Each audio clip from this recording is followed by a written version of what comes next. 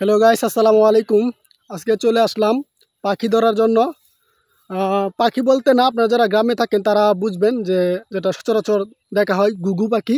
এটা ধরার জন্য আমরা আজকে জাঙ্গি বানায় নিয়ে আসছি, যেটা গ্রাম্য ভাষায় জাঙ্গি বলে থাকি, আমরা সিংহে ভাষায় এটাই বলে থাকি। আপনারা কোন জেলায় কী বলেন এটা আমরা জানি না, কিন্তু আমরা এটাই বলে থাকি।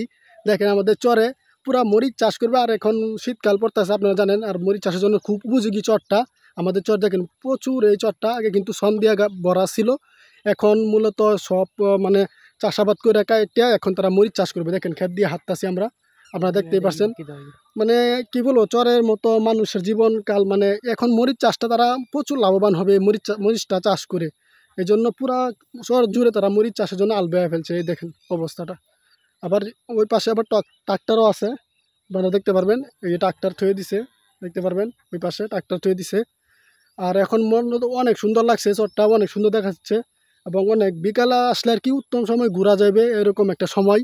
আপনারা যারা আসতে চান তারা অবশ্যই বইলর নেমে হাতে ডান পাশে কালীবাজার হয়ে আসলে আমাদের চরটা দেখতে পারবেন, যে এটা ব্রহ্মপুত্র নদীর তীরে অবস্থিত চরটা।